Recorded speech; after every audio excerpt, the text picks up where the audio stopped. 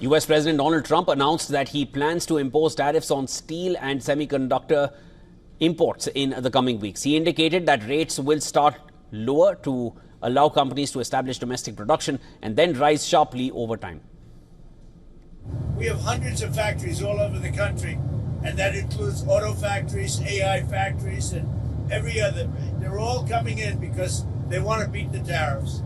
Because if they open here, they don't have to pay tariffs. If they don't open here, they have to pay, in some cases, 200%, 300%. I haven't even set some of the tariffs yet.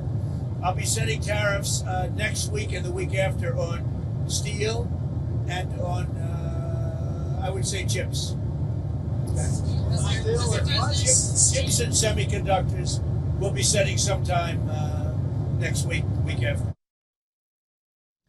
Economists are noting the first signs of impact in economic data. Wholesale inflation surged in July at its fastest pace in 3 years, suggesting tariffs are starting to influence prices. Stock markets, however, remain resilient, hitting all-time highs this week, while tariffs have already generated billions in revenue. Semiconductors or microchips are the backbone of modern electronics, from smartphones and laptops to pacemakers and solar panels.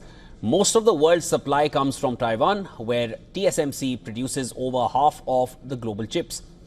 Trump's tariffs would, in theory, affect most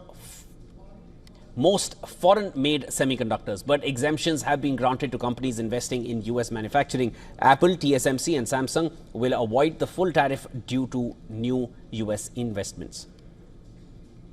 Now, Trump's tariff approach is a strategic use of game theory, setting rules before negotiations, limiting other countries' choices, and creating urgency to force action by publicly announcing tariffs and deadlines. He pressures foreign firms and governments to invest in the US or risk high penalties. While this tactic can accelerate negotiations and reshape supply chains, economists warn of long-term disruptions and potential price increases in electronics.